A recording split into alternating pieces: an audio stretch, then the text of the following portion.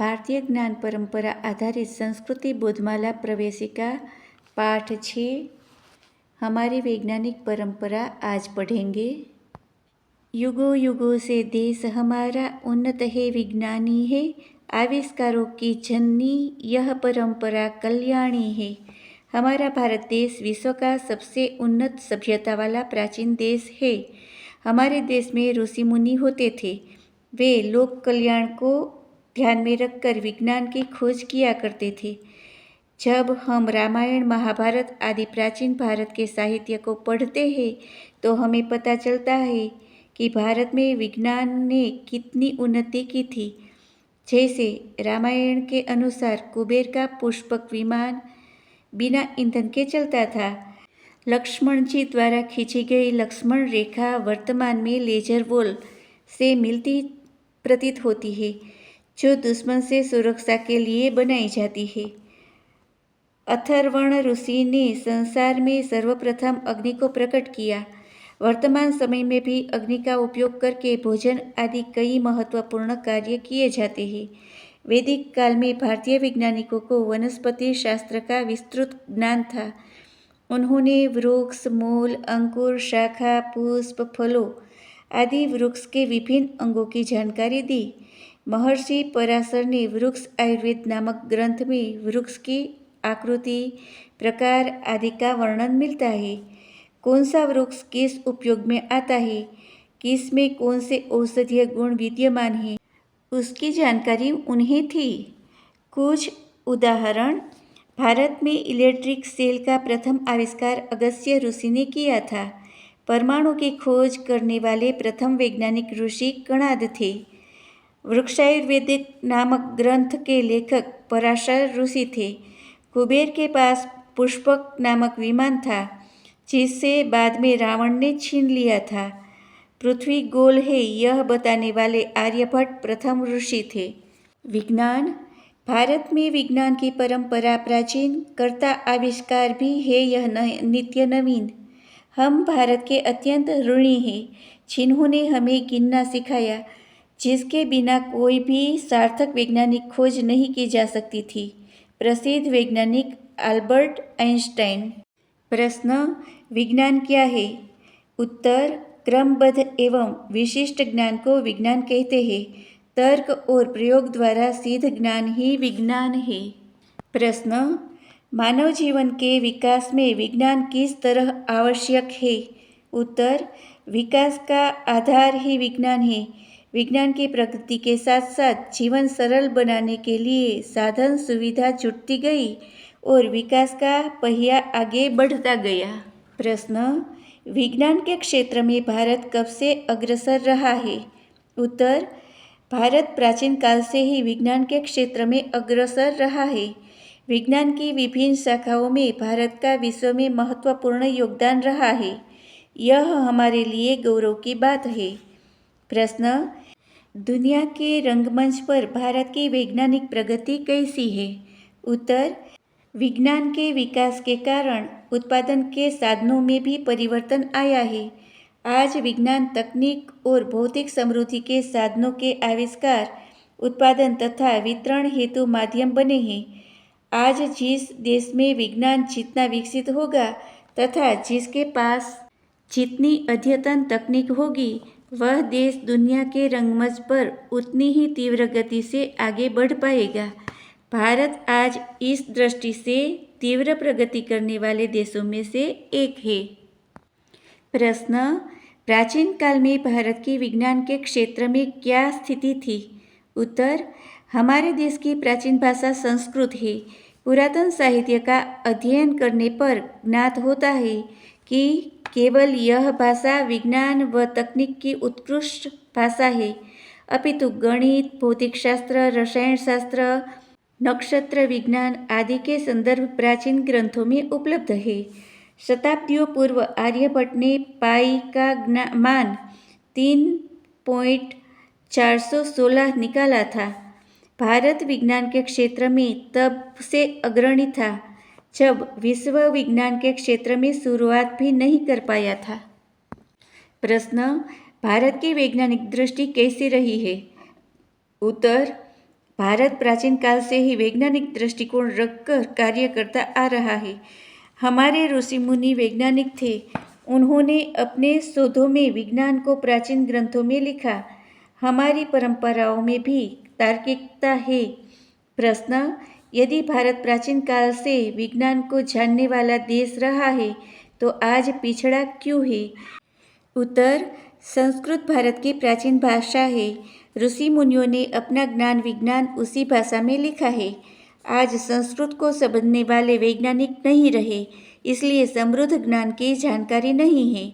आज वही ज्ञान हमें विदेशों से लेना पड़ रहा है, इसीलिए भारत पिछड़ा हुआ माना जाता है। प्राचीन काल से विज्ञान उन्नत अवस्था में था, इसके प्रमाण क्या है? उत्तर: पुरी के पूज्य शंकराचार्य द्वारा वेद की पृष्ठभूमि से गणित के कुछ सूत्रों और उपसूत्रों को खोजकर वैदिक गणित द्वारा सभी प्रकार की गणना अत्यंत सरल और शीघ्रता से की जा सकती है। आर्यभट्ट द्वारा विक्रमी संवत 556 499 ईस्वी सन में निकाला गया पाई का मान आज आधुनिक वैज्ञानिकों के खोजे गए मान के बराबर है। शून्य की खोज तथा उसे दार्शनिक प्रणाली गणना में दिया गया है। पुष्पक विमान का वर्णन हम जानते हैं। महर्षि भारद्वाज के विमान शास्त्र के माध्यम से अत्यंत उत्कृष्ट जानकारी दी गई है। पाइथागोरस के 1000 वर्ष पूर्व ही ऋषि बोधायन द्वारा वही प्रमेय सिद्ध की गई है। प्रश्न: हमें विज्ञान का अध्ययन क्यों करना चाहिए? उत्तर: वैज्ञानिक दृष्टिकोण निर्माण करना, नए आविष्कारों एवं अन्वेषणों हेतु प्रेरणा प्राप्त करना, प्रकृति की घटनाओं का वैज्ञानिक दृष्टि से अध्ययन करना, सभी के जीवन को सुगम, सरल और सुरक्षित बनाने में सहायता करना, विश्व का कल्याण करना, मनुष्यों को स्वस्थ व दीर्घायु जीवन जीने की कला सिखाना, प्राकृतिक आपदाओं से सुरक्षा प्रदान करना, विश्व में शांति स्थापना कर विकास की ओर उन्मुख करना। विश्व कल्याण की दृष्टि। प्रश्न: भारत का विज्ञान विश्व कल्याण की कैसी दृष्टि रखता है? उत्तर: आज के संदर्भ में देखें तो कोरोना की महामारी में भारत ने प्रभावशाली टीका वैक्सीन बनाकर उसे विश्व के अनेक देशों में बांटा है। वह वसुधैव कुटुंबकम की भावना का अज्वलंत प्रमाण है। प्रश्न: प्राचीन काल से भारत किस प्रकार की दृष्टि रखता था? उत्तर: भारत की जीवन शैली में ही सबको अपना मानने का भाव रचा बसा है। पर्यावरण सुरक्षा, जीवों के प्रति संवेदना, सुरक्षा, प्रेम रखने वाली हमारी जीवन शैली है।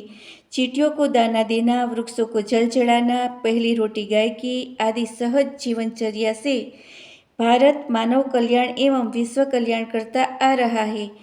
हमारे यहाँ अतिथि को देव मानना, प्रकृति को माता, प्राणी मात्र को अपने समान और कण कण में परमात्मा का वास माना जाता है।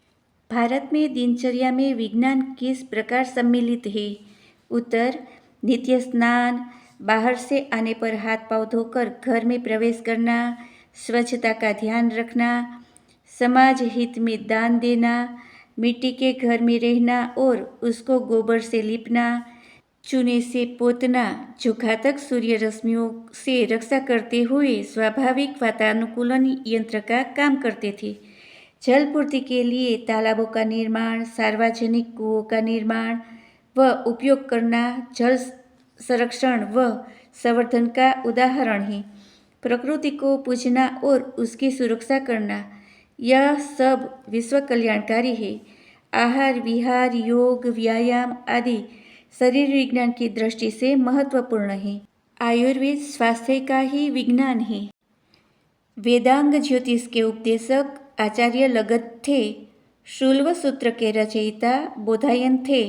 नोबेल पुरस्कार विजेता खगोल भौतिकविद भारतीय वैज्ञानिक डॉक्टर सुब्रमण्यम चंद्रशेखर थे।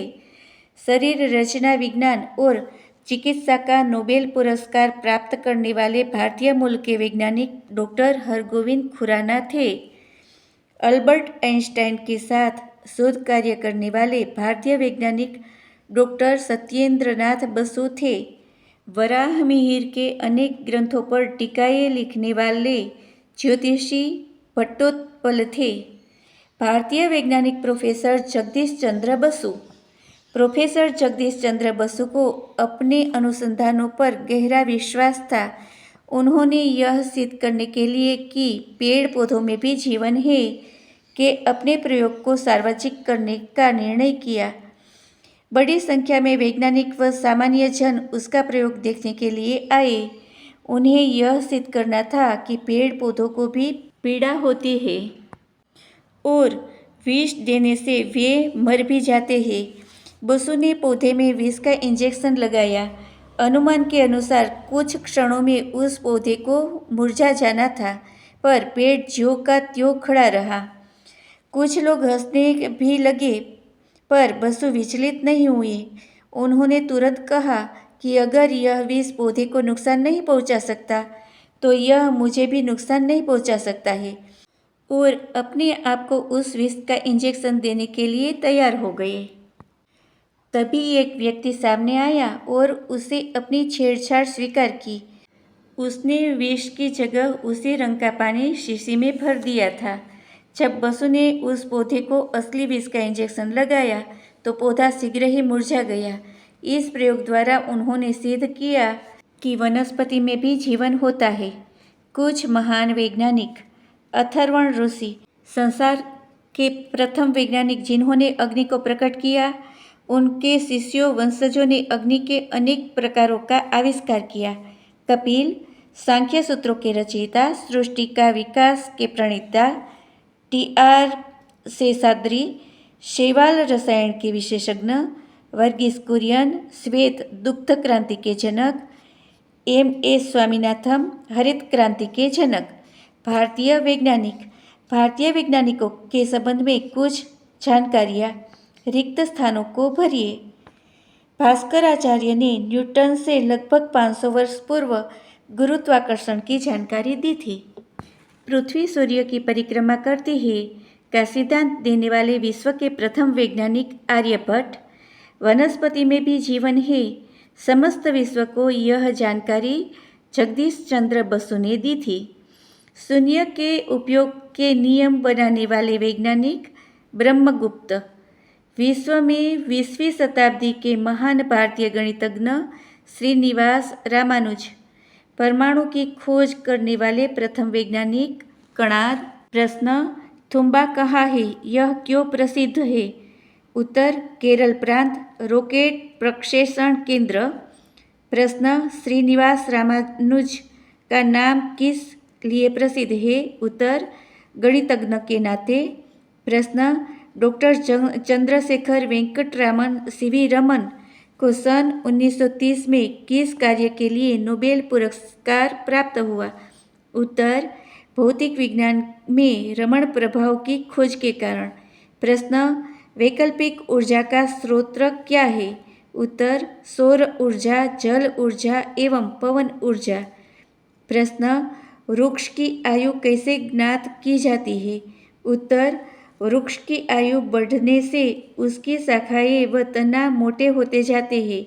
प्रतिवर्ष कैम्बियम तने में कोशिकाओं को एक परत की वृद्धि हो जाती है। प्रत्येक परत पर एक वृत्त बनती है। इन वृत्तों को गिनकर वृक्ष की आयु का पता लगता जाता है। जिस वर्ष वर्षा अच्छी होती है, ये वृत्त अधिक मोटे होते हैं। वैज्ञानिक प्रेरक प्रसंग।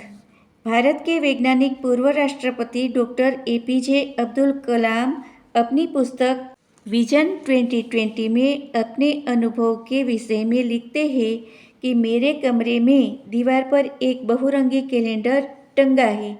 यह सुंदर कैलेंडर जर्मनी में छपा है तथा इसमें आकाश में स्थित उपग्रहों द्वारा यूरोप और अफ्रीका के खींचे गए चित्र अंकित है। कोई भी व्यक्ति इन चित्रों को देखता है तो प्रभावित होता है, परंतु जब उसे बताया जाता है कि जो चित्र उसमें छपे हैं वे भारतीय दूरसंवेदी उपग्रह के खींचे हैं, तो उसके चेहरे पर अविश्वास के भाव उभरते हैं और वे तब तक शांत नहीं होते जब तक उस कैलेंडर में नीचे उस कंपनी द्वारा भारतीय दूरसंवेदी उपग्रह द्वारा खींचे गए चित्रों की प्राप्ति का कृतज्ञता ज्ञापन वे नहीं पढ़ लेते। हमें अपने विज्ञान और वैज्ञानिकों पर गर्व करना चाहिए। Doctor APJ Abdul Kalam. पवित्र एवं औषधीय वृक्ष नीम। नीम का वृक्ष कई प्रकार से हमारे काम आता है। इसके फूल, फल, पत्ती, लकड़ी, छाल आदि में अनेक प्रकार के औषधीय गुण हैं। इसकी पत्तियों का उपयोग खेत में कीटनाशक के रूप में किया जाता है। नीम के तेल के दीपक जलाने पर मच्छर आदि भाग जाते हैं। नीम का तेल चर्म रोगों के उपचार में भी लाभकारक है।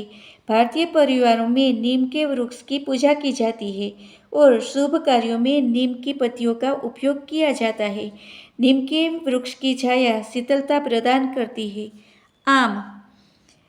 आम के वृक्ष की भी उपयोग भारतीय परिवारों में बहुत होता है। आम के पत्तों का उपयोग शुभ कार्यों में बंधनवार के लिए किया जाता है। इसका फल बहुत स्वादिष्ट और पौष्टिक होता है।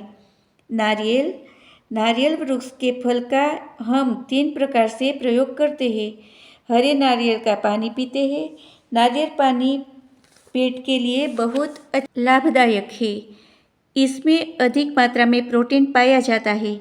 उसके बाद जटा वाले नारियल देव पूजा में, कलश पूजा में और मंदिरों में चढ़ाने के काम आता है।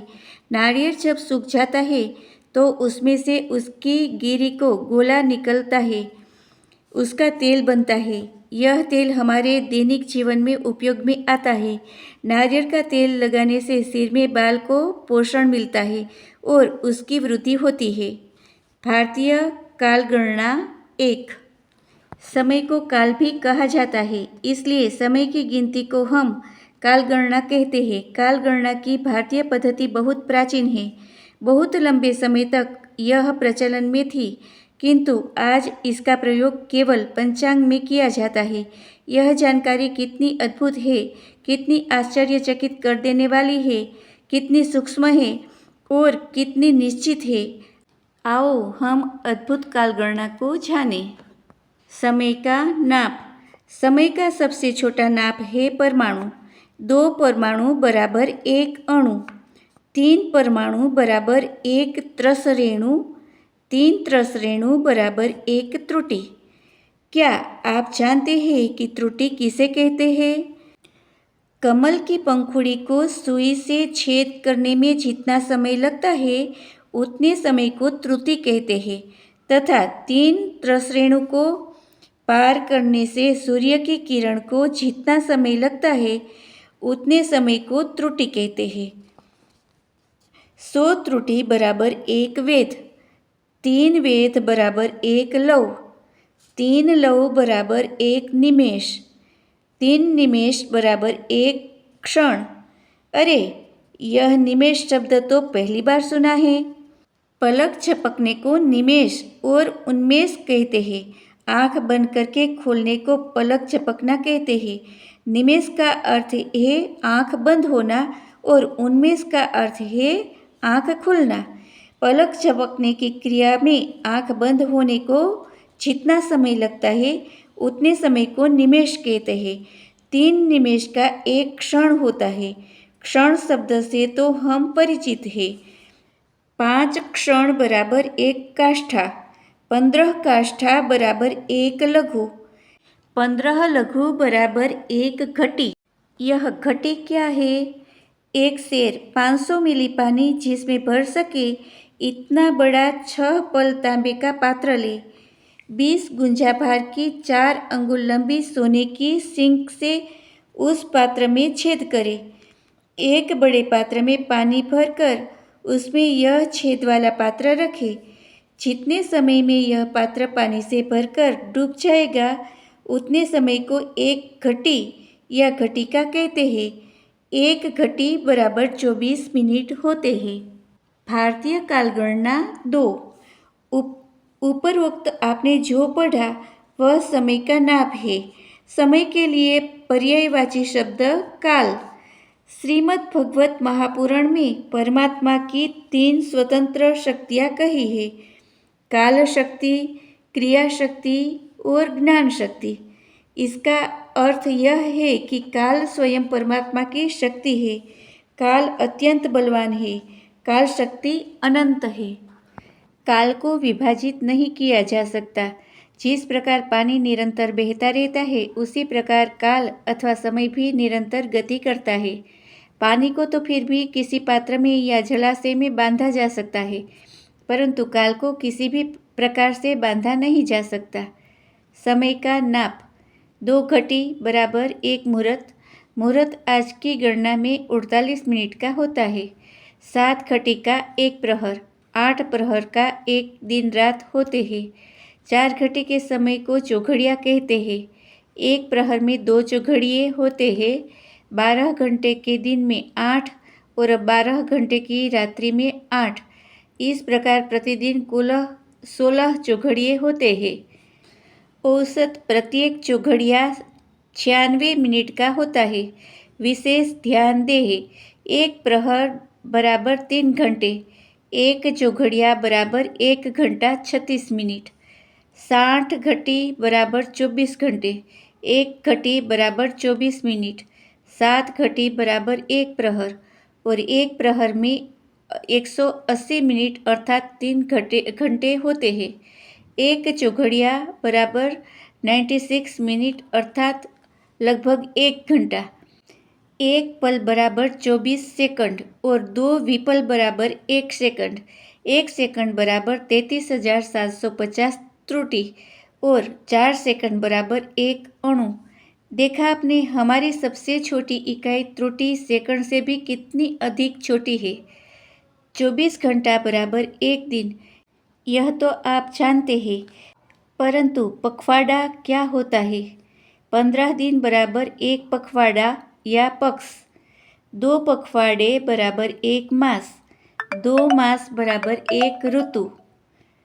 3 ऋतु बराबर 1 अयन।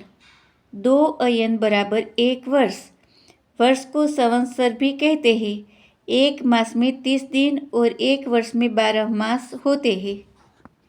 अब हम पक्ष, मास, ऋतु व अयन के नाम जानेंगे। 2 पखवाड़े के नाम, शुक्ल पक्ष और कृष्ण पक्ष।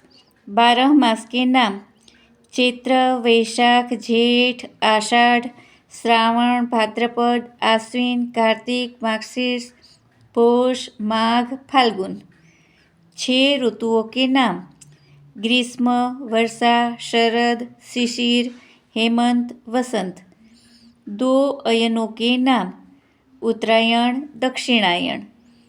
हमारी कालगणना प्रकृति पर आधारित है, कपाल कल्पित नहीं। काल का जितना व्यापक चिंतन व अध्ययन भारतीय ऋषियों ने किया है, वैसा अन्यत्र दुर्लभ है।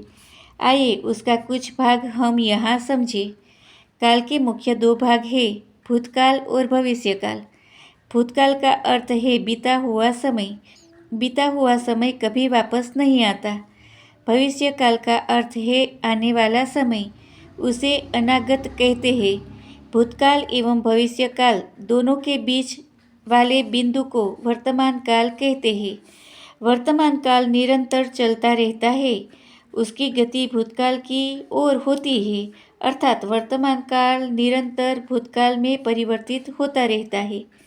समय का नाप, 10 वर्ष को दशाब्दी, 100 वर्ष को शताब्दी तथा 1000 वर्ष को सहस्त्राब्दी कहते हैं।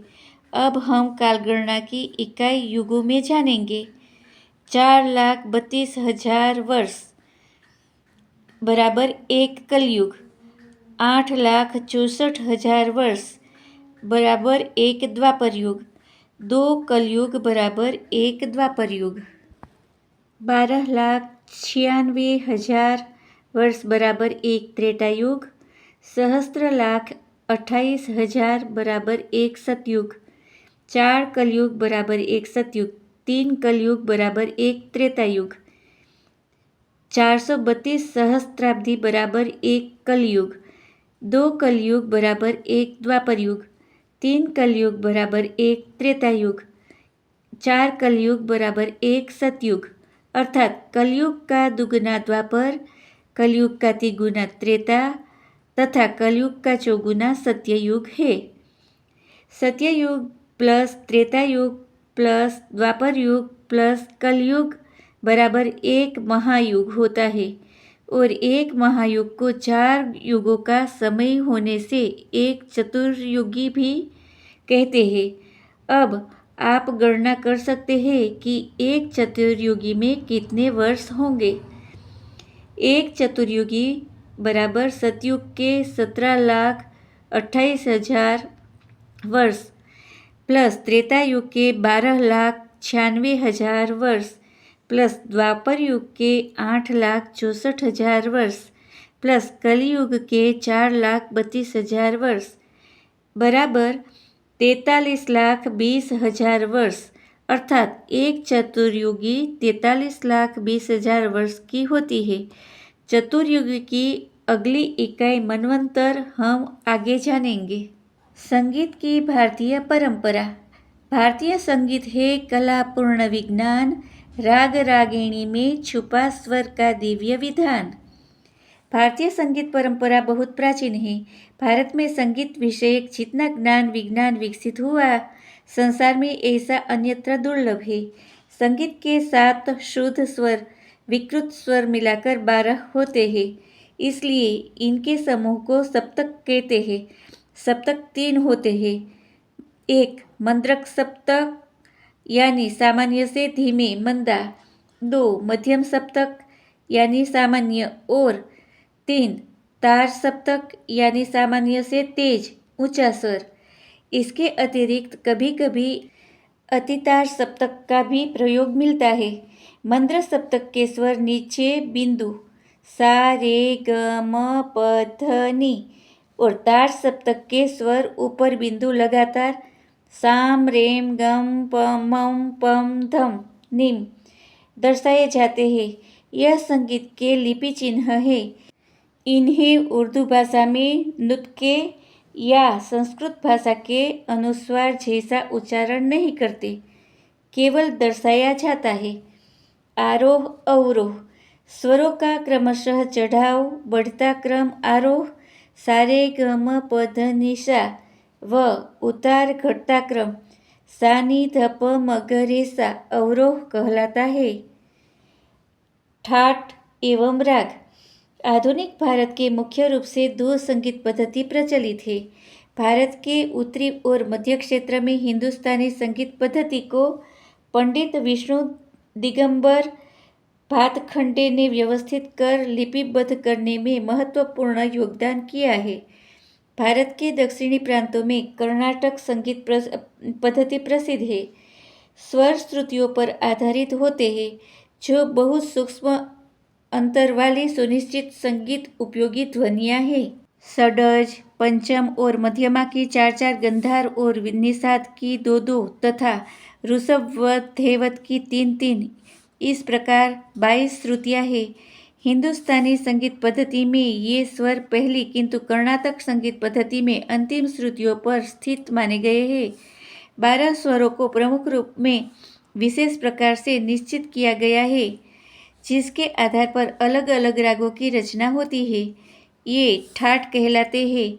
पंडित भातखंडे जी ने हिंदुस्तानी संगीत पद्धति में कल्याण, बिलावल, खमाज, काफी, पूर्वी, मारवा, भैरव, भैरवी, आसारवी और टोडी ठाट माने हैं, जबकि कर्नाटक संगीत में ठाटों की संख्या 72 तक मानी गई है। संगीत की भारतीय परंपरा 2। भारतीय शास्त्रीय संगीत में रागों का बड़ा महत्व है। स्वर और वर्ण से युक्त विशेष ध्वनि समूह को राग कहते हैं। प्रमुख राग 6 है: दीपक राग, मेघ राग, हिंडोल राग, मालकोस राग, भैरव राग। ये 5 भगवान शिव के 5 मुखों से प्रकट हुए और श्री राग माता पार्वती के मुख से निकला। इन रागों के बड़े चमत्कारिक प्रभाव भी बताए जाते हैं, जैसे दीपक राग गाने से दिए जल उठना, मेघ राग से वर्षा होने लगना, हिंडोल से झूले चलने लगता, मालकोंस से पत्थर पिघलना, भैरव से प्रभात काल के प्रभाव उत्पन्न होना और श्रीराग से सूखे वृक्ष का हरा हो उठना। लेकिन ये चमत्कार किसी ईश्वरीय कृपा प्राप्त तपस्वी संगीत साधक के द्वारा ही संभव है, सामान्य संगीतकारों द्वारा नहीं। 6 रागों की 36 रागिणियाँ और इनके परिवार की संकल्पना भारतीय संगीत शास्त्र की अनूठी विशेषता है। वे राग जिनमें 7 स्वर लगते हैं, संपूर्ण 6 स्वर लगे वे षाडव और 5 स्वर लगे वे राग ओढ़व प्रजाति के माने जाते हैं। किसी राग में अधिकतम 12 व न्यूनतम 5 स्वर होते हैं। इनमें भी आरोह अवरोह में 7-7, 7-6, 6-7, 7-5, 5-7 इस प्रकार भेद से और भी राग प्रजातियाँ बनती हैं। प्रत्येक राग का एक प्रधान स्वर होता है, यह वादी स्वर कहलाता है। एक इसका प्रमुख सहायक स्वर होता है, जो सवादी स्वर कहलाता है। विवादी और वर्ज्य स्वरों के राग के अनुसार 2 और प्रकार भी है। किसी भी राग के विवादी स्वर के प्रयोग पर विद्वानों की सहमति नहीं होती, लेकिन कभी कभी निपुण कलाकार इनका थोड़ा सा प्रयोग करके भी राग बिगड़ने से बचा लेता है। वर्ज्य स्वर राग में लग जाने से राग भंग होता ही है, इसलिए राग का जो वर्जित स्वर है उसे उसमें बिल्कुल नहीं लगाया जाता है। शास्त्रीय गायन वादन राग रागिनियों पर आधारित होता है। ध्रुपद, धमार, ख्याल आदि गायन की पद्धति शास्त्रीय शैलियाँ है, जो विभिन्न रागों में तानों आलापों के साथ गाए जाते हैं। यह गायन स्वर प्रधान होता है। संगीत की भारतीय परंपरा 3। संगीत का प्रभाव तो पशु, पक्षी और वनस्पतियाँ भी ग्रहण करती है। फिर वे मनुष्य तो अभागे ही माने जाएंगे, जिन्होंने कभी किसी प्रकार संगीत का आनंद नहीं लिया। लोक संगीत। लोक संगीत संगीत के 3 प्रकारों शास्त्रीय, सुगम और लोक में से एक है। सामान्य जन द्वारा संगीत का शास्त्रीय ज्ञान न होते हुए भी अपनी भाषा बोली के गीत अपनी ही बनाई स्वर ताल लय में बजाई जाती है, तो वह लोक संगीत कहलाता है। इसमें स्वर या शब्द से भी अधिक प्रधान तत्व आनंद होता है। लोक संगीत शास्त्रीय संगीत या सुगम संगीत का बिगड़ा हुआ रूप नहीं है, बल्कि उसका अविकसित मूल रूप है। वास्तव में इसके विपरीत शास्त्रीय व सुगम संगीत लोक संगीत का ही परिष्कृत रूप है।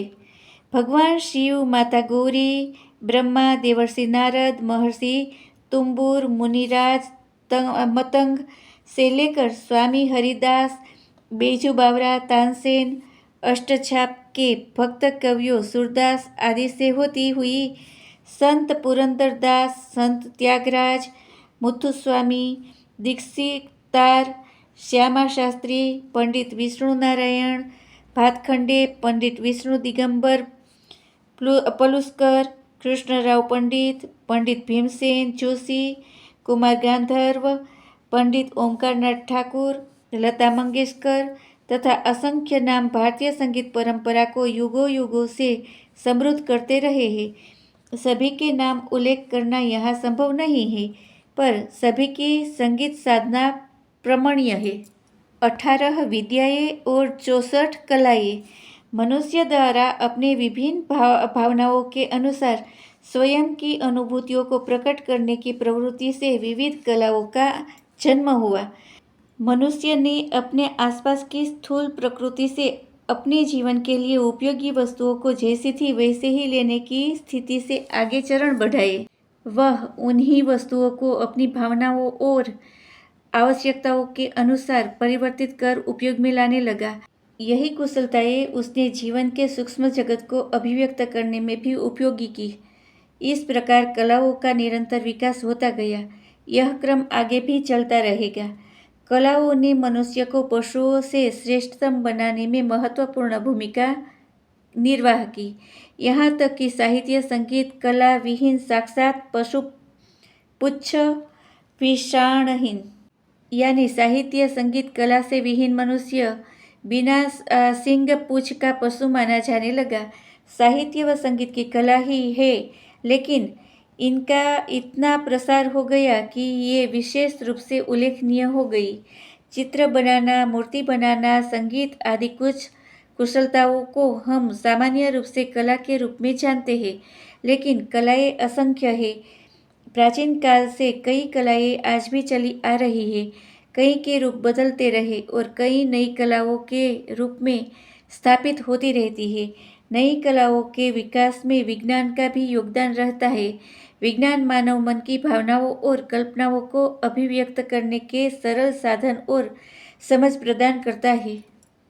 लोक नृत्य। भारत के जीवंत लोक नृत्य देश की विविध संस्कृति और रीति रिवाजों को, हमारी परंपरा, प्रकृति एवं इतिहास को व्यक्त करते हैं। आकर्षक वेशभूषा स्थानीय परंपरा के अनुसार बदलती रहती है, लेकिन नृत्यों के प्रकार प्रणाली पारंपरिक होते हैं। अधिकांश लोक नृत्य पुरुष और महिलाएं एक साथ करते हैं। इन नृत्यों का प्रचलन अब शहरों में भी बढ़ता जा रहा है। विभिन्न प्रांतों के लोक नृत्य यहाँ बताए जा रहे हैं। नृत्य आनंद की अवस्था की कलापूर्ण शारीरिक अभिव्यक्ति है। संगीत के 3 अंगों गायन, वादन एवं नृत्य में गायन वादन भी नृत्य में समाहित हो जाते हैं। नृत्य शास्त्रीय व लोक 2 प्रकार के होते हैं। लोक नृत्य अत्यंत स्वाभाविक होते हैं। कुछ प्रांतों के लोक नृत्यों को विषय में जानते हैं। यक्षगान। यह कर्नाटक का पारंपरिक लोक नृत्य है। यह नृत्य संगीत, संवाद, पोशाक और मंच तकनीकों का अनूठा संयोजन है। यक्षगान की परंपरा लगभग 800 वर्ष पुरानी है। यह विजयनगर राजवंश के दरबारों के जकुल्ला वरु नामक एक विशेष समुदाय द्वारा किया जाता था। इसमें संगीत, नाटक के साथ साथ नैतिक शिक्षा और जन मनोरंजन को महत्व दिया जाता है। इसकी कहानियाँ रामायण, महाभारत, जैन और अन्य पारंपरिक महाकाव्यों से ली गई है। बाँस नृत्य। मिजोरम के ग्रामीण क्षेत्रों में फसल आने पर बाँस नृत्य किया जाता है। इसे स्थानीय स्तर पर चेराव नृत्य कहा जाता है और बाँस नृत्य में पुरुष लयबद्ध रूप से आगे बढ़ते हैं और बाँस बजाते हैं। महिलाएं बाँस की थाप के अंदर और बाहर की ओर कदम रखते हुए नृत्य करती है। यह फिलीपींस देश में भी लोक नृत्य है। टिकलिंग पक्षी को फसल खाने से दूर भगाने के लिए भी यह नृत्य किया जाता है। झूमर। यह हरियाणा का लोक नृत्य है। इसे हरियाणवी गिद्दा के नाम से भी जाना जाता है। यह नृत्य मुख्य रूप से विवाहित युवा लड़कियां करती है। इसका नाम झूमर नामक आभूषण से पड़ा है। इस नृत्य में ढोल, नगाड़ा, शहनाई जैसे वाद्य यंत्रों का व्यवहार होता है। झूमर शब्द झूम से बना है, जिसका अर्थ है लहराना। यह नृत्य राज्य के पश्चिमी भागों में लोकप्रिय है। नर्तकियों और नर्तकों की वृत्ताकार चालें इस नृत्य को भिन्न रूप से चिन्हित करती है। योगचाप, लेजिम। युद्ध कला पर आधारित यह महाराष्ट्र का एक लोक नृत्य है। इसका नाम एक संगीत वाद्य यंत्र इडियोफोन पर पड़ा है। यह एक लकड़ी की छड़ी होती है जिसमें झंकृत होने वाली झांझ लगी होती है। इस नृत्य को नर्तक और नर्तकियां रंग बिरंगे परिधान पहनकर प्रस्तुत करते हैं। विद्यालयों में शारीरिक व्यायाम के रूप में भी इसे किया जाता है। अंतर्राष्ट्रीय दर्शकों के लिए 1982 में एशियाई खेलों में इस नृत्य का प्रदर्शन किया गया था। संथाली। जनजातीय समुदायों में से सबसे बड़े समुदाय संथाल द्वारा प्रमुखता से किया जाने वाला एक मनमोहक नृत्य है। प्रमुखतः झारखंड और पश्चिमी बंगाल प्रांत का यह नृत्य प्राचीन संस्कृति और परंपरा का उत्तम प्रदर्शन है। संथाल जनजातियाँ त्योहारों, वसंतोत्सव और विशेष अवसरों पर यह नृत्य करती है। नृत्य के साथ बांसुरी, ढोल और झांझ जैसे विभिन्न वाद्य यंत्र बजते हैं। यह वन देवी देवताओं के प्रति एक प्रकार के समर्पण को दर्शाता है। संथाल प्रकृति से जुड़े होते हैं, इसलिए इस नृत्य की वेशभूषा में प्राकृतिक वृक्षों की पत्तियां, शाखाओं और फूलों को सजावट के लिए उपयोग करते हैं। गढ़वाली। यह उत्तराखंड के गढ़वाल क्षेत्र का नृत्य है जो मनोरंजन के साथ साथ सांस्कृतिक विरासत को संरक्षित करने और बढ़ावा देने का माध्यम है। गढ़वाली लोक नृत्य के पीछे मुख्य विचार संगीत और लय है। यहाँ नर्तक गतिशीलता से कला दर्शाते हैं। छोलिया, बरडा, नाटी, पांडव नृत्य आदि कुछ गढ़वाली लोक नृत्य के उदाहरण हैं। इस नृत्यों में जटिल लेकिन सुंदर चालें होती है। नर्तक पारंपरिक गढ़वाली वेशभूषा धारण करते हैं जिसमें आकर्षक कढ़ाई आभूषण, पुरुषों के लिए पगड़ी होती है। यह नृत्य विभिन्न प्रकार के वाद्य यंत्रों के साथ होता है जैसे ढोल, थाड़ी, तुरी, दमाऊ इत्यादि। कठपुतली। राजस्थान का कठपुतली नृत्य एक प्राचीन नाट्य परंपरा है। इसके द्वारा प्रसिद्ध ऐतिहासिक घटनाओं, प्रेम एवं शौर्य की कहानियाँ का चित्रण किया जाता है। इसमें हास्य के पात्र भी होते हैं। रंगीन वेशभूषा और मुकुट मध्यकालीन राजस्थानी शैली में होते हैं। कठपुतली का आरंभ 1000 वर्ष पहले भट्ट समुदाय द्वारा हुआ था। राजस्थान के शहरों गांवों में स्वच्छता आदि विषयों पर जन जागरण के लिए भी इस कला का उपयोग किया जा रहा है। चित्रकला और मूर्तिकला की क्षेत्रीय विद्याएं इसमें परिलक्षित होती है। वर्ष 2003 से 21 मार्च को प्रतिवर्ष विश्व कठपुतली दिवस मनाया जाता है। हरियाणा झूमर, फाग, धमाल। पंजाब भांगड़ा, गिद्दा, धमन। उत्तर प्रदेश नौटंकी, रासलीला, राई। हिमाचल प्रदेश किन्नौरी, चंबा, झाली। उत्तराखंड गढ़वाली, कुमायूनी, चेपली। राजस्थान कठपुतली, घूमर, कालबेलिया। त्रिपुरा ओजागिरी। ओडिशा छऊ, घुमारा, रणप्पा।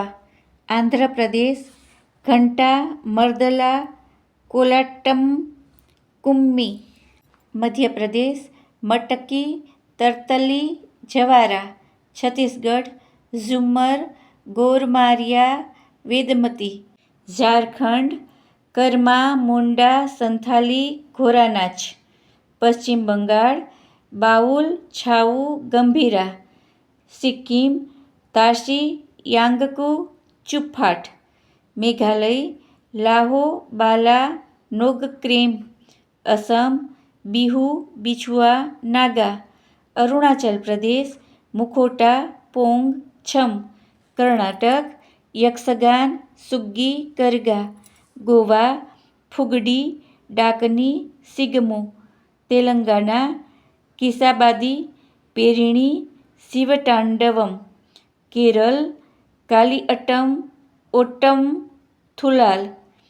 तमिलनाडु करगाम, कवाडी, कोलाटटम। महाराष्ट्र लावणी, लेझिम, नकट्टा। गुजरात गरबा, डांडिया, भवई। आयुर्वेद सदा स्वस्थ जीवन की विद्या कहता आयुर्वेद। रोग न उपजे देह में, मन में रहे न खेद। पुरातत्ववेताओं के अनुसार संसार का प्राचीनतम ग्रंथ ऋग्वेद है। विभिन्न विद्वानों ने इसकी रचना काल 5000 से लाखों वर्ष पूर्व तक का माना है। ऋग्वेद में भी आयुर्वेद के अति महत्व के सिद्धांतों का वर्णन मिलता है। चरक, सुश्रुत, कश्यप आदि मान्य ग्रंथकार आयुर्वेद को अथर्ववेद का उपवेद मानते हैं। इससे आयुर्वेद की प्राचीनता सिद्ध होती है। प्रश्न दिनचर्या किसे कहते हैं? आयुर्वेद मतानुसार आदर्श दिनचर्या में किन किन कार्यों का समावेश है? उत्तर मनुष्य सारे दिन में निर्धारित समय अनुसार जो जो कार्य करता है उसे दिनचर्या कहते हैं। आयुर्वेद मतानुसार आदर्श दिनचर्या में प्रातः सूर्योदय के पूर्व उठना, शौच करना, दातुन करना, योग, आसन, व्यायाम व मालिश करना, धूप का सेवन करना, स्नान करना, प्रार्थना, ध्यान, स्वाध्याय, अल्पाहार व भोजन करना तथा आजीविका एवं समाज सेवार्थ कार्य करना आदि समयानुसार किए जाने वाले सभी काम आते हैं। आयुर्वेद के प्रमुख 4 ग्रंथ हैं: चरक संहिता, सुश्रुत संहिता, अष्टांग हृदय, अष्टांग संग्रह। औषधीय वनस्पति।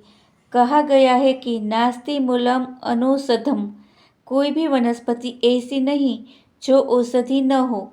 उनमें से प्रमुख है बरगद, केला, नारियल, तुलसी, हल्दी, अशोक, गिलोय, नीम, आंवला, अजवायन, नींबू, अदरक, हरड़, बेहड़ा आदि।